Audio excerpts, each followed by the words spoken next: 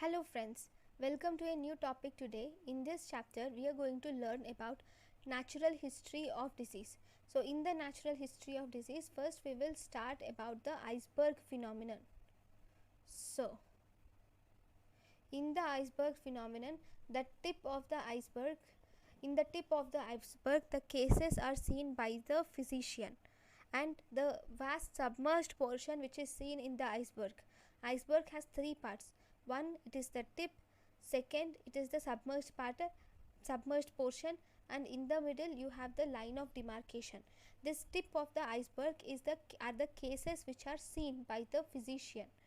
These are the physician presented cases which are presented to the physician, and this vast submerged portion is very important.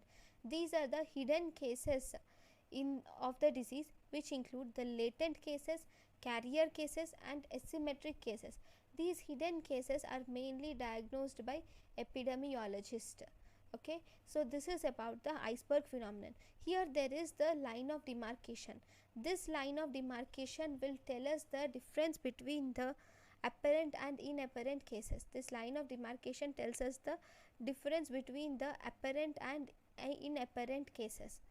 Then in the iceberg phenomenon, mainly if you see, the screening is mainly done for these hidden cases, whereas for the tip of the cases, because they come directly to the doctor, so this for them we do diagnosis for the tip of the patients. Okay, so these three are important parts. One, iceberg phenomenon. In this we have tip, then submerged portion and line of demarcation.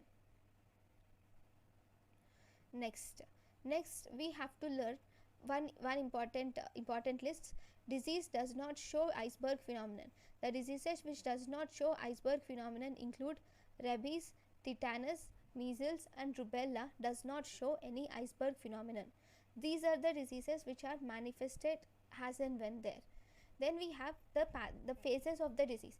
Phases of the disease can be divided into two types. One, we have the pre-pathogenic phase of disease. Second, we have the pathogenic phase of disease. This pre-pathogenic phase of disease mainly occurs before the onset of the disease. This occurs before the onset of the disease to man. In this pre-pathogenesis phase of disease, we have to do primary prevention is necessary for pre-pathogenesis phase of disease.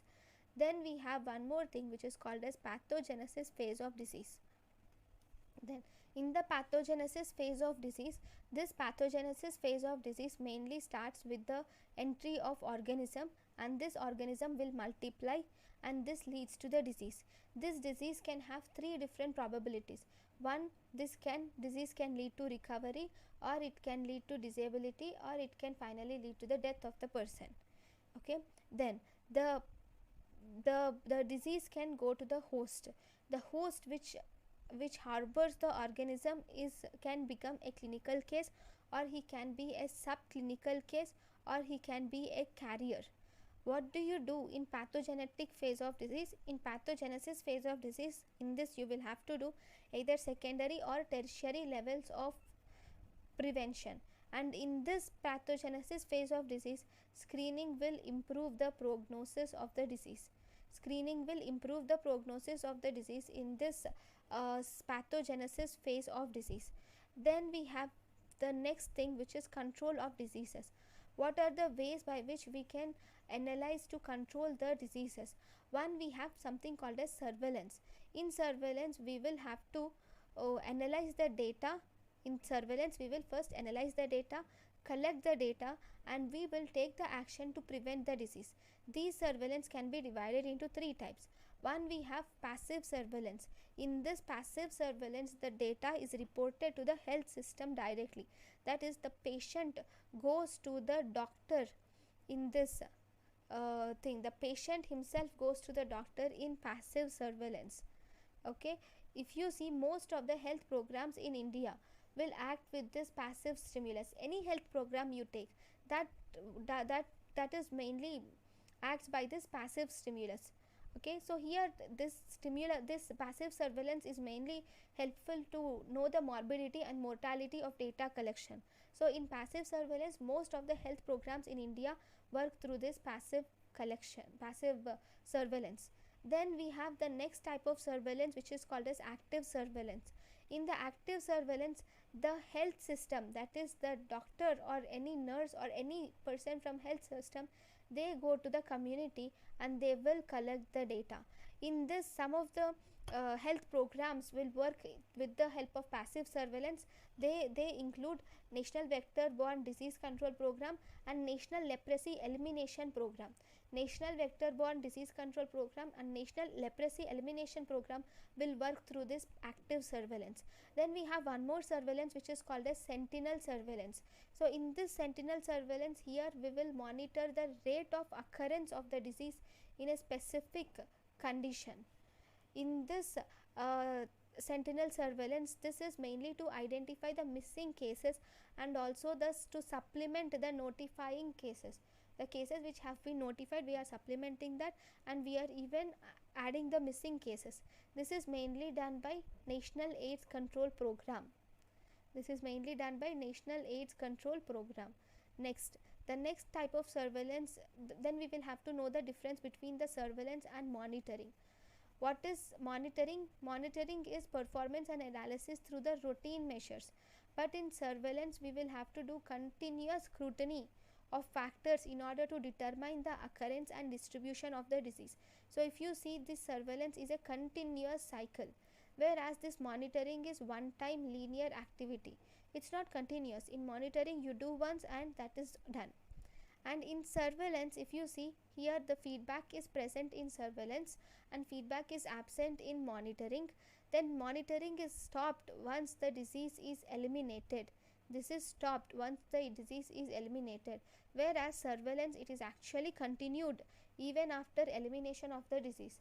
The elimination of disease does not have any role in surveillance. This surveillance is a broader concept, whereas monitoring is a smaller concept. Then we have concepts of disease control. So concepts of disease control we have mainly three different concepts of disease control. They include: one, disease control, then disease elimination, and disease eradication. So first we will learn about the disease control. In this disease control, the main aim of this disease control is to decrease the transmission of the disease agent to such a low level that it ceases to be a public health problem. So in disease control, we should decrease the disease to such an extent so it ceases to be a public health program. So in this disease control, you will decrease the incidence, you will decrease the duration of the disease. So in this, what are decreased here? You will decrease the incidence of the disease, you will decrease the duration of the disease. Then with disease control, financial burden to the community is decreased and effects of infection are also decreased. Then that is disease control. Then we have disease elimination. In this disease elimination, here the main thing is there is complete interruption of transmission of the disease. The transmission of the disease is completely eliminated, though important thing is here the causative organism may persist in the environment, but still we are interrupting the transmission of the disease. This is actually a geographical term. So it is pertaining to a country or to the region. So here in India, the guinea worm has been eliminated. Guinea worm has been eliminated in India in February 2000. In India, leprosy is eliminated in December 2005, where the elimination criteria of leprosy is less than 1 per 1000 cases, and yaws has been eliminated in September 2006. Then the next disease which is likely to be eliminated are polio, neonatal tetanus. We are targeting on polio, neonatal tetanus, Kala Azar and lymphatic filariasis. That is disease elimination. Then we have disease eradication. Disease eradication is complete extermination of the organism. We are completely removing the organism from the roots. That is extermination of the organism. Here the organism itself is not there. This is all or none phenomenon. It is a global term. Here we are including the whole planet in this eradication. In this eradication, the first disease which have been eradicated in the world is smallpox, which is eradicated on 8th May 1980. There are three other targeted diseases are present right now for eradication. They include polio, measles and guinea worm. polio, measles and guinea worm are the diseases which are targeted for eradication in the future. Then we have to learn about the levels of prevention of disease. We have three different levels of prevention of the disease. The first level is primordial level. In primordial level, we will prevent the emergence of risk factors itself. Still the disease is not developed, there are only risk factors might be present, so we will have to prevent the development of these risk factors. So this primordial level is done when the disease is not yet developed. So in this primordial level, it mainly includes individual education and mass education are main two important things in primordial prevention. Here education is important. This is the best level of prevention, especially for the non-communicable diseases. Primordial prevention is the best level of prevention for non-communicable diseases. Then the next prevention is we have primary prevention. In this primary prevention, the action is taken prior to the onset of the disease. Even before the onset of the disease, the action is taken in primary prevention. So here we include, in the primary prevention, we have health promotion and specific protection is seen in the primary prevention. So here there are vaccines are included in the primary prevention, and contraception is also included in the primary prevention. This primary prevention is applied when the risk factors are present but there is no disease. Here risk factors are present. In primordial prevention there is no risk factors at all. Okay, so this primary prevention is also done in pre-pathogenesis phase of the disease. Then we have the next type of prevention, which is secondary prevention. This secondary prevention, in this the disease is present. In this number 1 disease is present. Then it will, this main implication of the secondary prevention is to prevent the complications, because the disease has already been present. Then how are you going to do it? Here we have early diagnosis and treatment of the disease.